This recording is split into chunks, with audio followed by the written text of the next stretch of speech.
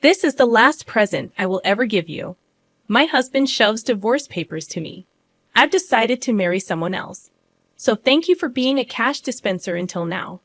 The guy I have been with for so many years turns out to be a horrible person. This is a story of my revenge. My name is Jessica. I'm turning 50 this year. In fact, tomorrow is a little special day. I'll be living in debt for a long time and will finally finish paying it off. My husband Lance and I have worked really hard together. We got married 20 years ago. I was 30 and he was 35. He ran a liquor store that he inherited from his parents who had passed away. I, on the other hand, was an office worker. We met through an acquaintance and started dating with marriage in mind. I had one concern back then. What if he asked me to run the store with him? I was working as a financial consultant who advised on insurance and investment to individual and corporate clients at the time. I was getting paid better than average 30-year-olds and loved my job. I was studying for certification to take my career to the next level when he proposed to me. He said, "I know you have been working hard to get the certification. I want to support you in any way I can. I have enough staff at the store so I can manage it myself. You should pursue your dreams." His assurance was a catalyst for my decision to marry him. He was benevolent and always on my side. I truly wanted to build a life with such a man. As we agreed in the beginning, he focused on his business, and I focused on my work. We thought that our marriage was going well. About a year into it, he went to work, and I was spending my day off at home. When I was vacuuming under the bed, it caught a lot of papers. It had been less than 6 months since we moved in. I wondered why there was such clutter. I picked up a crumpled piece of paper and opened it. The header in bold letters jumped into my eyes. Reminder of payment. The total amount of the debt under Lance's name was $200,000. 200,000 was not 2,000, is it? My head started spinning. Why did he hide such a large amount of debt from me? I questioned him as soon as he got home that day. What is this debt? What's going on? No, it's not what you think. It was left to me by my parents. That was not a personal debt, but rather on his liquor store. It was made by his parents, and when he took over the business, it also came along. It was secured by the land and the house we lived in, so he had no intention to renounce the inheritance. I understood that it was not his personal debt, but it was not something that could be left unattended. But this is a payment reminder. Aren't you paying back every month? I am, but sales fluctuate from month to month. Sometimes I can't pay them back during the slow month. I have to pay my staff first, so I've asked them to wait. That's when the letter came. At first, his explanation sounded to make sense, but it was definitely not a good idea to delay payment. The letter included the words "final notice." I didn't tell you because I didn't want you to freak out. Don't worry though. Business is on track, and we haven't been evicted from the house, right? That's true, but... I looked at him anxiously. Then he mentioned something unexpected. "If you're so worried, why don't you help me pay it off? You are making quite a lot, aren't you?" I wasn't comfortable with where he was going. It was not my store, and a husband and a wife were supposed to help each other. "My debt is also yours. That's a bit sudden. Are you okay if my store went out of business? Many people would suffer if it was gone, you know." I guess he was right. His store had become an indispensable part of the community. It was located in the suburbs where there weren't many shops or supermarkets around.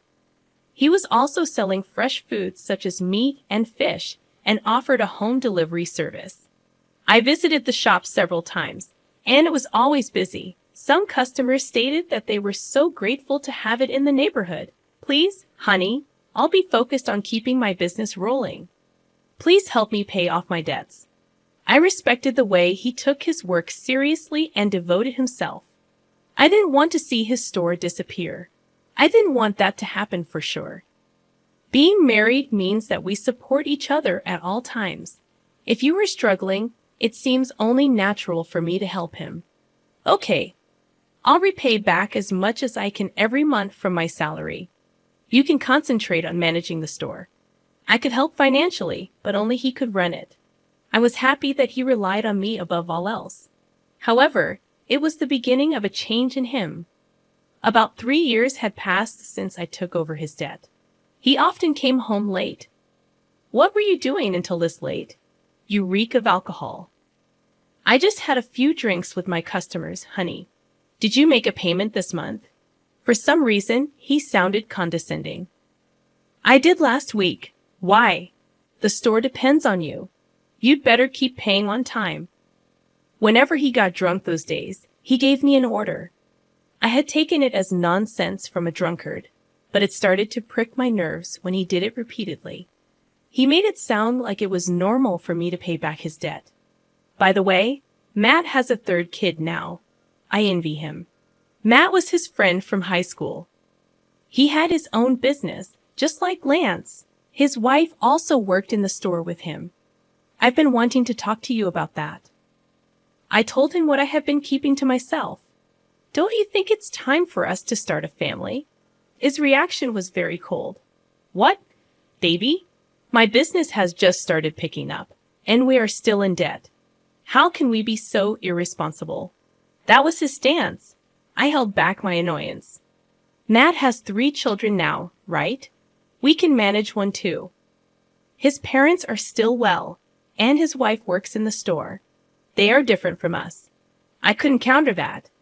I'd always thought that I would have children when I got married. My dream was crushed easily, so until I pay off all your debts, we can't have a baby. Well, I guess that's how it's going to be. If you make a lot of money and pay off studies quickly, I will think about it. His mean smile disgusted me, but I felt impatient to pay off the debts as soon as possible. How blind I was.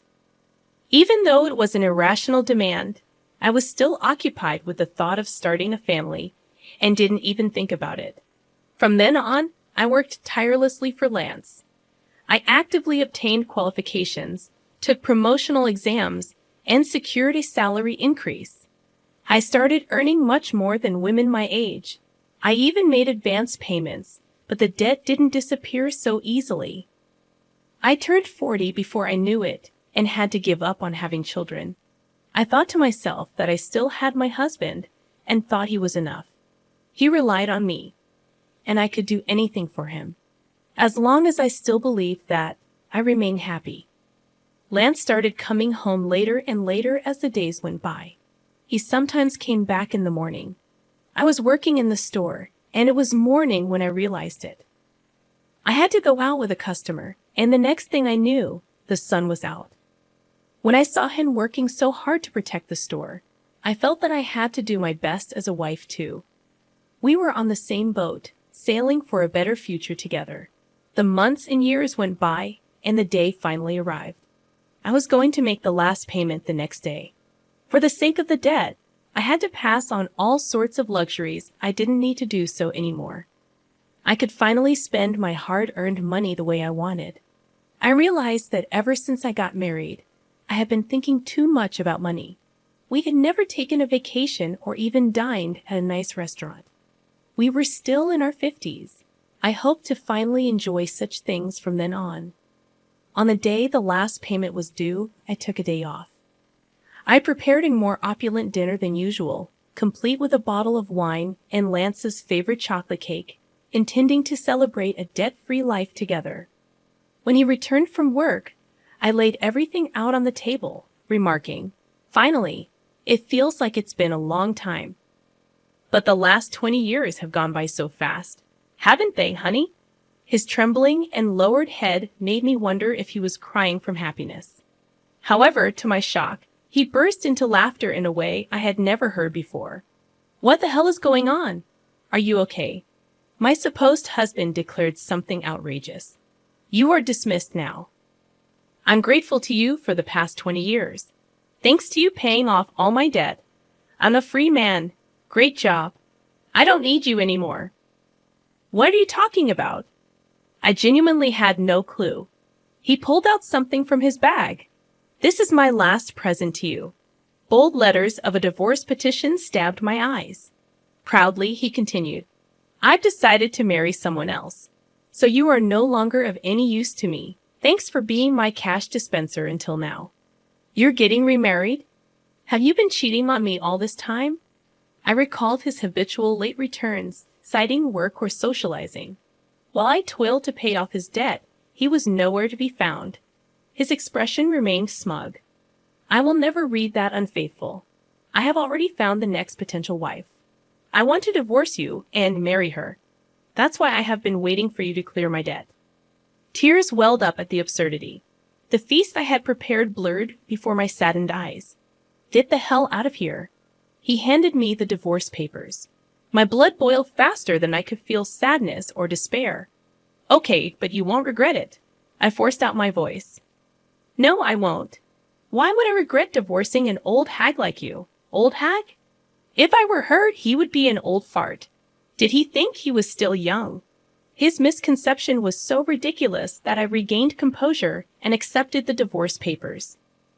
I'm going to take this with me for now, and I'll be in touch. I packed my belongings and left the house. How could my 20 years of marriage come to such an easy end? Finally alone, I shed tears of emptiness and frustration.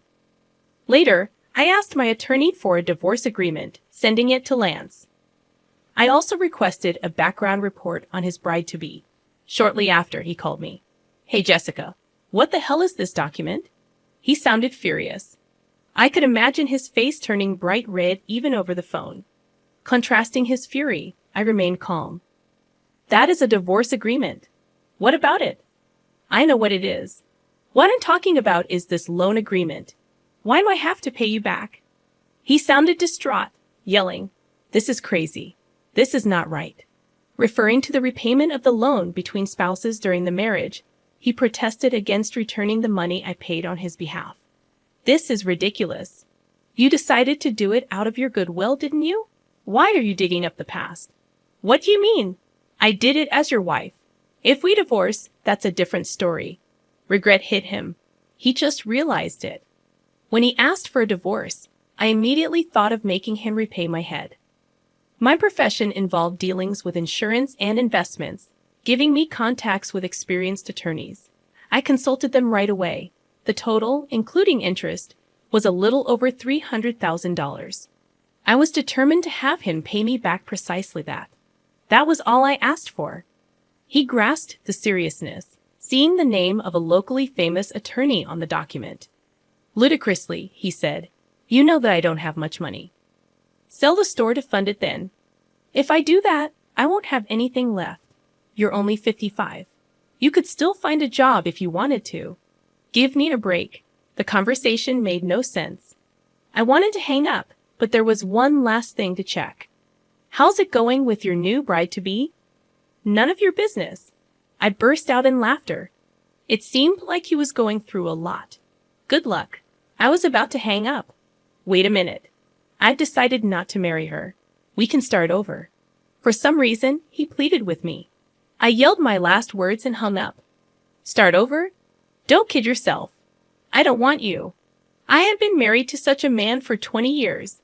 Did I look more ridiculous than him in the eyes of others?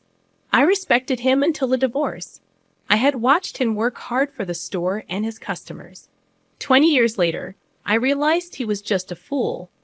The mentioned remarriage started with innocent flirtation with a part-time university student, Melissa. You are so cute, Melissa. Will you be my wife? She played along, jokingly replying, Well, I would think about it if you let me be a full-time housewife. The truth was, he believed she was serious. Marrying a man nearly 40 years her senior seemed like a mere joke to her. It turned horrifying when he persistently pressed her to marry him, leading her parents to intervene and obtain a restraining order against him. Reading the private investigation report, I laughed so hard I hyperventilated.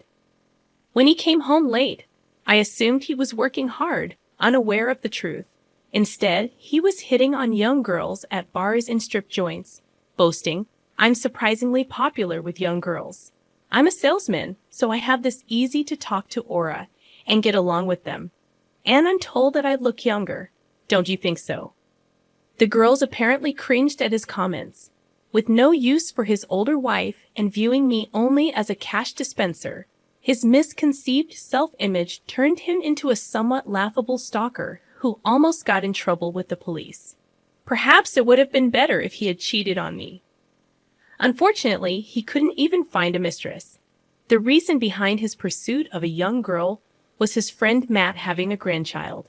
Matt recounted, "As soon as he saw my grandchild, he said he wanted to have a child himself. I scolded him, saying he shouldn't say such a thing. You have been paying his debt for him." He was absolutely mortified. "I'm glad I didn't spend my golden years with that man," I muttered. My divorce finalized, and despite unclear property division, he gave up due to my attorney's reputation. I wondered how such a gutless person had stayed in business. He sold the store to pay me back. Fortunately, just before the sale, his employees abandoned him. Customers frowned at him for giving up a family business. When they learned the reason was to pay his ex-wife, shock spread through the community.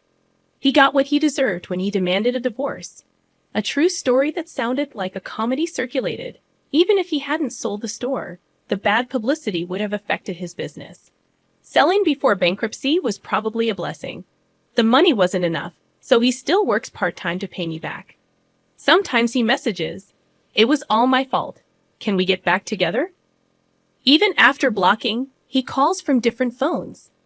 "If you contact your ex-wife any further, we'll file a restraining order," warned my attorney. The calls stopped. He is terrified of the attorney. Guess what I do now? I'm a marriage counselor. Turning 50, I joined my friend's matchmaking business. I quit my previous job, helping singles find a match, offering advice on finances, insurance, etc. Couples appreciating frank discussions from the beginning increased our membership. Having been through a lot, I don't want them to make the same mistakes I did. Though my salary is lower, I enjoy helping others be happy every day. I found happiness after getting rid of my ex-husband. Today, I'm a bridge to someone else's happiness.